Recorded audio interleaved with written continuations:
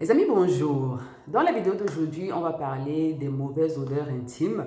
C'est un problème auquel font face beaucoup de femmes et ce n'est pas grave. Heureusement, on a des causes et on a des solutions et c'est de ce dont on va parler dans cette vidéo. Je vais vous donner 4 éléments qui peuvent expliquer pourquoi est-ce que vous avez des mauvaises odeurs et ce qu'il faut faire dans ces cas-là. Premièrement, vous pouvez avoir des mauvaises odeurs intimes parce que vous avez une infection vaginale. Et ça peut être le cas même si vous n'avez aucun autre symptôme. Même si vous n'avez pas mal, même si vous n'avez pas de sécrétion sale, même si vous pouvez quand même avoir une infection et avoir juste une mauvaise odeur. Donc la première chose qu'on fait quand on a une mauvaise odeur, c'est qu'on va faire un prélèvement vaginal pour pouvoir identifier, si besoin, un microbe, s'il y en a. D'accord? Et s'il y a un microbe, on va donc le traiter. Le prélèvement vaginal, c'est aussi intéressant parce que ça va nous permettre d'étudier votre flore vaginale. Vous savez qu'au niveau du vagin, on a ce qu'on appelle la flore vaginale. C'est un ensemble de gentils microbes qui sont là pour nous protéger.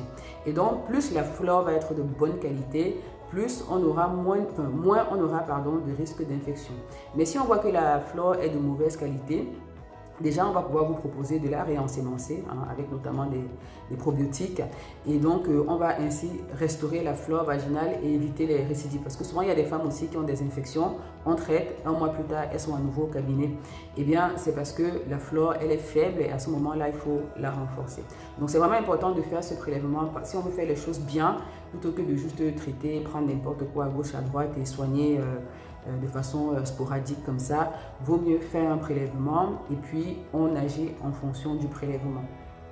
La deuxième chose qui peut expliquer le fait que vous ayez une mauvaise odeur au niveau intime, c'est que vous êtes déshydraté et donc vous avez des urines qui sont plus concentrées et qui sentent plus fort. Vous savez, les urines, c'est un concentré des déchets de l'organisme. En fait, le rein, son rôle, c'est d'épurer le sang. Donc, il va aller nettoyer le sang, filtrer le sang et débarrasser tous les déchets du sang dans les urines. Donc, les urines, c'est un concentré de déchets.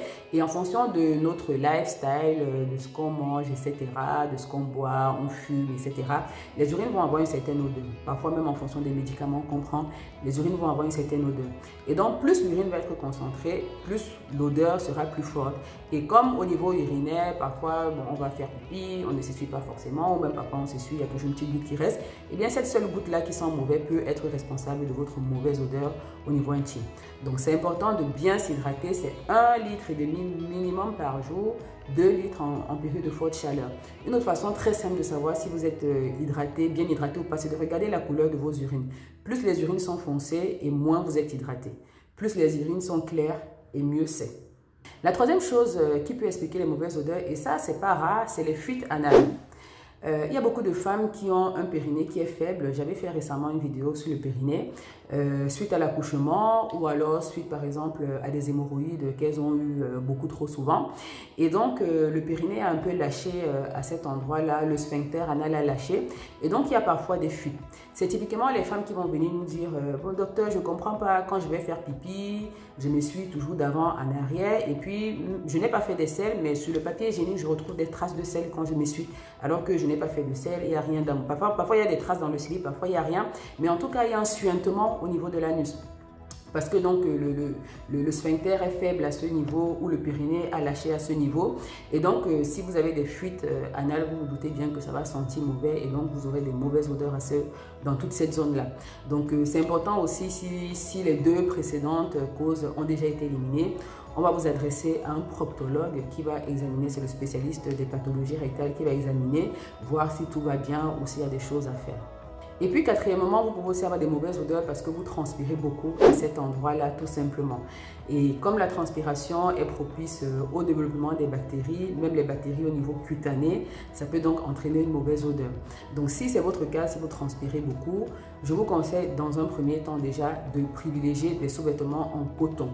Laissez la dentelle, laissez la soie, c'est bien joli, je suis d'accord. Ou alors mettez ça de temps en temps quand vous avez vos choses avec monsieur. Mais ce n'est pas des matières que vous devez porter au quotidien. Portez le coton parce que c'est vraiment une matière qui est respirante, qui va diminuer, la transpiration. Vous pouvez aussi éventuellement en milieu de journée changer de sous-vêtements si vous avez trop transpiré. Vous pouvez faire une petite douche à l'eau froide tout simplement pour vous rafraîchir. Ça va vous faire du bien. Surtout pas de protège-slip. Ça, j'en avais déjà parlé ici. Les femmes qui mettent des protège-slip du 1er au 31, je ne sais pas comment vous faites. Vraiment, vos parties intimes ont besoin de respirer. Les protège-slip, c'est fait pour être utilisé éventuellement, peut-être en période ovulatoire, quand les sécrétions sont un peu plus abondantes, on n'a pas envie de se tacher, d'être mouillé, je veux bien comprendre. Voilà, 1, 2 fois, 3 jours dans le mois, mais pas tout le temps. Vous ne pouvez pas porter des protège-slip tout le temps. Vos parties intimes ne respirent pas.